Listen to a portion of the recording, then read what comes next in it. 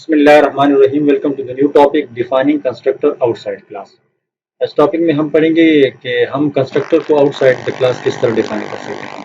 करेंगे हम ये कि क्लास का जो कंस्ट्रक्टर का जो प्रोटोटाइप है या डिक्लेरेशन है वो हम क्लास के अंदर करेंगे और उसका जो डेफिनेशन है वो हम क्लास के बाहर करेंगे। ठीक है, यानी क्लास के बॉडी के बाहर करेंगे।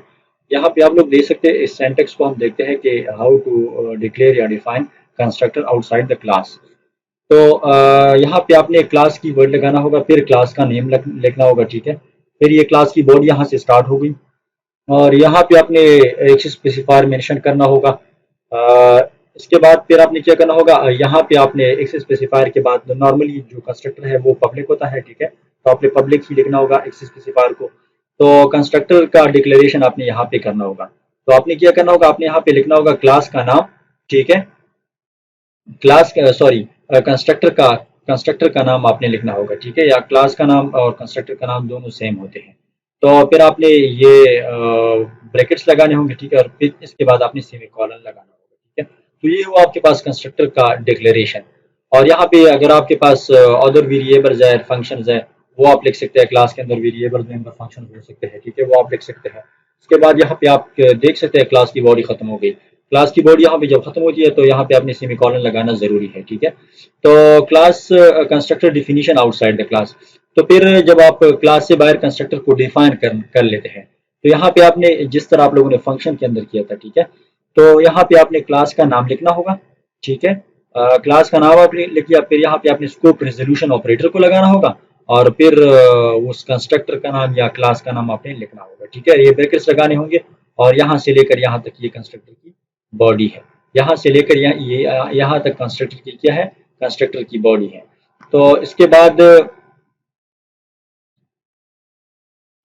अच्छा, यहाँ पे आप लोग देख सकते हैं, आप लोग यहाँ पे देख सकते हैं आपके पास क्लास कीवर्ड है और क्लास का नाम आपके पास सम है। ठीक है, तो यहाँ पे दो कंस्ट्रक्टर डिक्लेरेशन कमेंट्स लेकर गया है। ठीक है, तो यहाँ पे आपके पास दो कंस्ट्रक्टर्स हैं, दो कंस्ट्रक्टर्स को हमने डिक्लेयर किया है। ठीक है, प्रोटाइप मेंशन है। एक आपके पास सम है, दूसरा भी आपके पास सम है।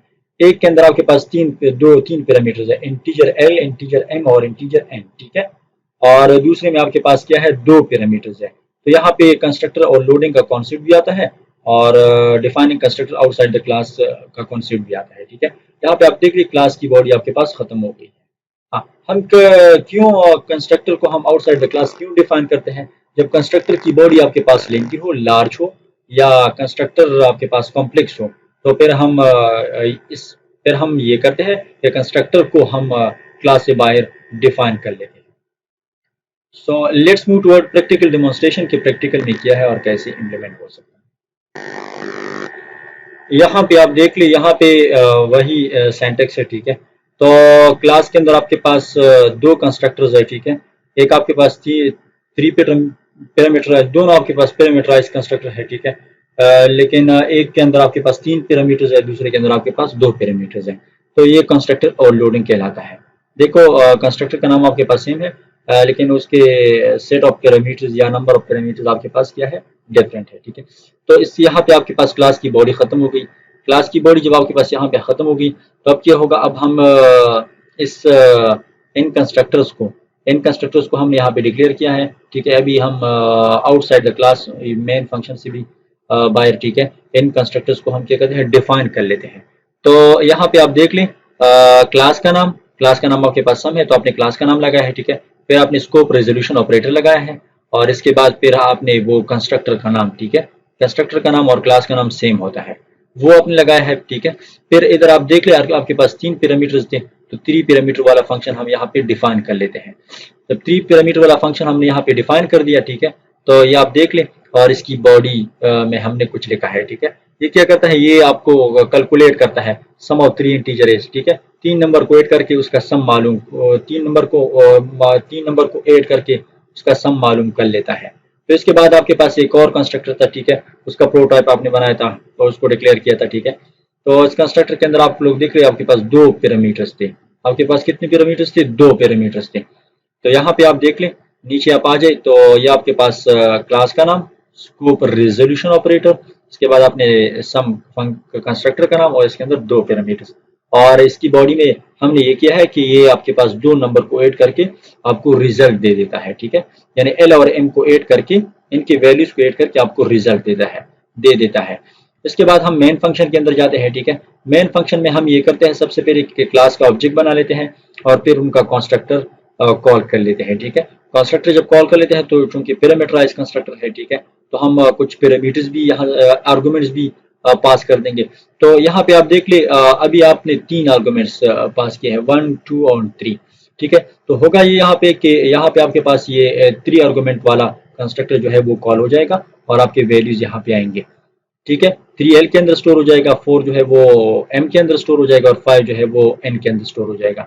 तीनों स्टोर हो जाएंगे और उसका रिजल्ट कैलकुलेट किया जाएगा और आपको ये आउटपुट शो होगा। फिर इसके बाद आप ये भी कर सकते हैं, ठीक है।